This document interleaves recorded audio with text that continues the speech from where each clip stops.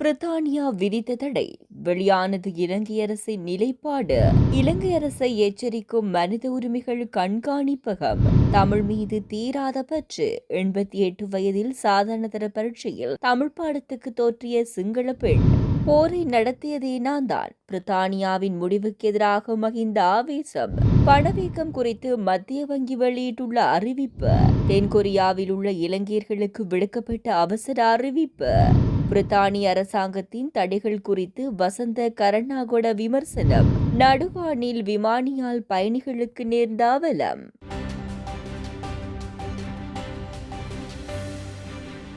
கடந்த காலங்களில் ஏதேனும் மனித உரிமை மீறல்கள் இடம்பெற்றிருந்தால் அவை தொடர்பில் உள்நாட்டு பொறுப்புக்கூறல் பொறிமுறைகள் மூலம் நடவடிக்கை எடுக்கப்படும் எனவும் வெளியுறவு அமைச்சர் விஜிதஹேர தெரிவித்துள்ளார். நாட்டின் முன்னாள் 3 ராணுவ பிரதானிகள் உட்பட 4 பேர் மீது ஐக்கிய ராச்சியம் விதித்துள்ள தடைகள் தொடர்பான அரசாங்கத்தின் நிலைப்பாட்டை இலங்கைக்கான பிரித்தானிய உயர்ஸ்தானிகர் என்று பேட்ரிக்கிடம் நேற்று அறிவிக்கும் போதே வெளியுறவு அமைச்சர் இந்த கருத்தை வெளியிட்டுள்ளார்.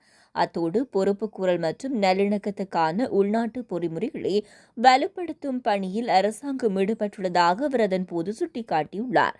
அந்த அறிக்கையில் கூறப்பட்டுள்ளபடி ஐக்கிய ராச்சிய அரசாங்கம் 4 நபர்கள் மீது தடைகளை விதித்துள்ளதுடன் அவர்களில் 3 பேர் இலங்கை ஆயுதப்படைகளின் முன்னாள் பிரதானிகள் ஆவர்.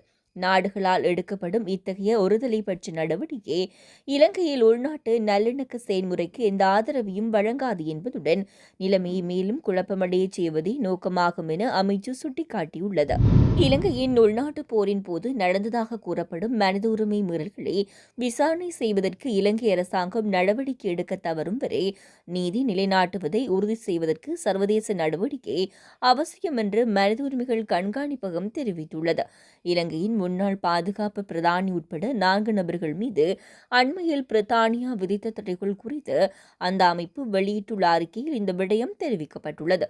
குறித்த அறிக்கையில் தெரிவிக்கப்பட்டுள்ளதாவது இலங்கையில் மனித உரிமை மீறல்கள் தொடர்பான ஆதாரங்களை சேகரித்து பொறுப்புக்கூறலை கோருவதற்காக பிரித்தானியா உட்பட பல நாடுகள் ஐக்கிய நாடுகள் மனித உரிமைகள் பேரவையில் தொடர்ச்சியான திட்டங்களை சமர்ப்பித்துள்ளன. இந்த விடயத்தில் இலங்கை எவ்வித முயற்சியும் எடுக்காதவரை சர்வதேச நாடுகள் தொடர்ந்து தடைகளை விதிக்க வேண்டிய நிலை உருவாகும் என்று வலியுறுத்தப்பட்டுள்ளது.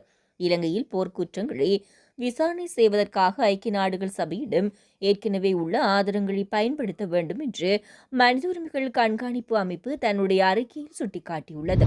11 வருட பாடசாலை கல்வியை அடுத்து 40 வருட கற்பித்தலுக்கு பின்னர் ஓய்வு பெற்ற சிங்கள ஆசிரியரான 88 வயதான அங்குராவத பிரபுத்தகம பகுதியைச் சேர்ந்த மிஸ்லினின் சாதாரண தர பரீட்சையில் தமிழ் பாடத்துக்கு நேற்று ஹொரண தக்ஷிலா மத்திய கல்லூரியில் தோற்றினார். அவர் தன்னுடைய மூத்த மகள் மற்றும் பேத்தியுடன் அகுருவத்தோட்டை பிரபுத்தகமவில் வசிக்கிறார். நேற்று காலை அவர் தன்னுடைய இளைய மகளுடன் ஹொரணையில் உள்ள தக்ஷிலா மத்திய கல்லூரிக்கு வந்தார். எல்லா மாணவர்களும் தங்களுடன் தமிழ் பாட தேர்வு எழுதி கொண்டிருந்த தங்கள் பாட்டியை வாழ்த்தினர். அவருக்கு 7 பிள்ளைகள், 3 பேர் இராணுவத்தில் சேர்ந்தனர். அவர்கள் அனைவரும் இப்போது ஓய்வு பெற்றுவிட்டனர். என்று 88 வயதில் நான் எனது 16 வயது குழந்தைகளுடன் தேர்வு அறையில் அமர்ந்து தமிழ் பாடத்துக்கான தேர்வு எழுதுகிறேன். இன்று என் வாழ்வை மிகவும் மகிழ்ச்சியான மற்றும் மறக்க முடியாத நாள் என மிகவும் மகிழ்ச்சியுடன் அவர் தெரிவித்தார். புலிகளுடனான போரில் இலங்கையின் முன்னாள் படை தளபதி சவேந்திர சில்வா, முன்னாள் கடற்படை தளபதி வசந்த கரண்ணாகுட மற்றும் முன்னாள் ராணுவ தளபதி ஜகத் ஜெயசூரிய ஆகியோருக்கு எதிரான எந்த குற்றச்சாட்டுகளும் எங்கும் நிரூபிக்கப்படவில்லை. முன்னாள் ஜனாதிபதி மஹிந்த ராஜபக்ச தெரிவித்துள்ளார். இலங்கையின் முன்னாள் ஆயுதப்படை தளபதிகளுக்கு எதிராக பிரித்தானியாவுக்குள் நுழைவதற்கும் சொத்துக்களை வைத்திருப்பதற்கும் தடைகளை அந்நாட்டு அரசாங்கம் அறிவித்தமைக்கு பதிலளிக்கும் வகையில் அவர் இதனை குறிப்பிட்டுள்ளார். இது தொடர்பில் மஹிந்த வெளியிட்ட அறிக்கையில் மஹிந்த தொடர்புடைய குற்றச்சாட்டுகள் எங்கும் நிரூபிக்கப்படவில்லை என்பதையும் கவனத்தில் கொள்ள வேண்டும். இலங்கையின் அப்போதைய நிறைவேற்று ஜனாதிபதியாக இருந்த நான் தான் விடுதலை புலிகளுக்கு எதிராக போரை நடத்த முடிவு செய்தேன். இலங்கை தாக்குதலில் ஈடுபட்டிருந்த போது இராணுவம் அந்த முடிவை செயல்படுத்தியது.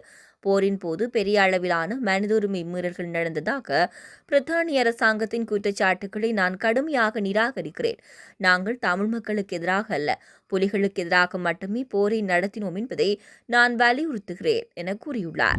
மின்சார கட்டணங்கள் மற்றும் எரிபொருள் விலைகளில் தொடர்ச்சியாக குறைப்புகளின் காரணமாக தற்போது பணவீக்கம் எதிர்மறையாகவே உள்ளது என மத்திய வங்கி தெரிவித்துள்ளது. எனினும் 2025 மார்ச் முதல் நிலைமைகள் படிப்படியாக குறையும் என்று எதிர்பார்க்கப்படுவதாகவும் கூறியுள்ளது. 2025 ஆண்டின் நடுப்பகுதியில் பணவீக்கம் நேர்மறையாக மாறும் என்றும் எதிர்பார்க்கப்படுகிறது.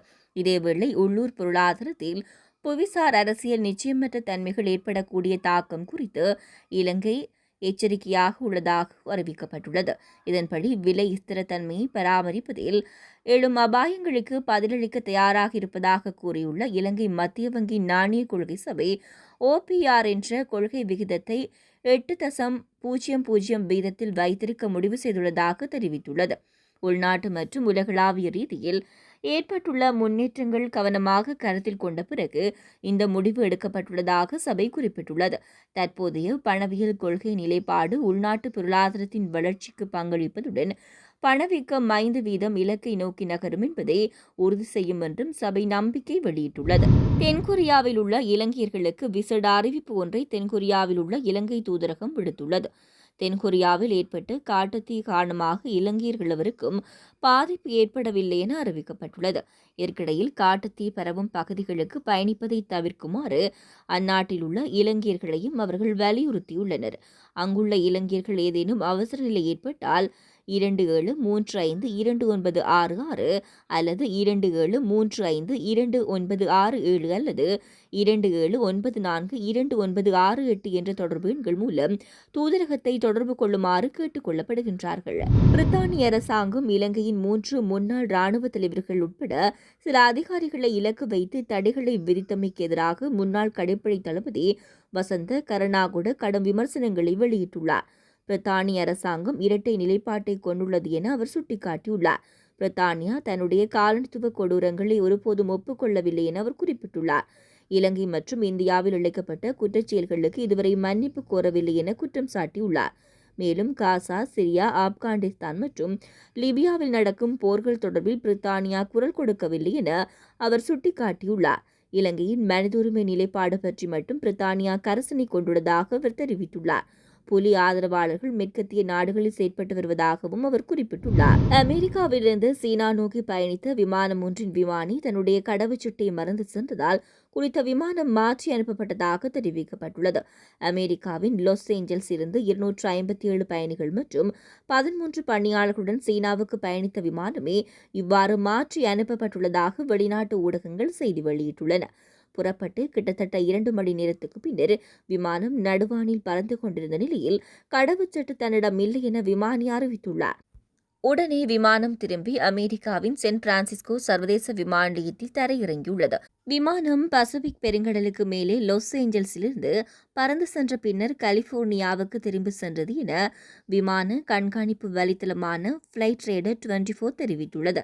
குறித்த விமானத்தில் நிறுவனம் இது தொடர்பில் அறிக்கை ஒன்றை வெளியிட்டு இதனால் பாதிப்படைந்த தரப்பினரிடம் மன்னிப்பு கோரியுள்ளது. மேலும் விமானி தமது கடவுச்சீட்டை மறந்து சென்றமையினால் மற்றொரு விமானி பணிக்கு அமர்த்தப்பட்டுள்ளதாகவும் அதனால் விமானம் தாமதமடைந்ததாகவும் அந்த அறிக்கையில் தெரிவிக்கப்பட்டுள்ளது.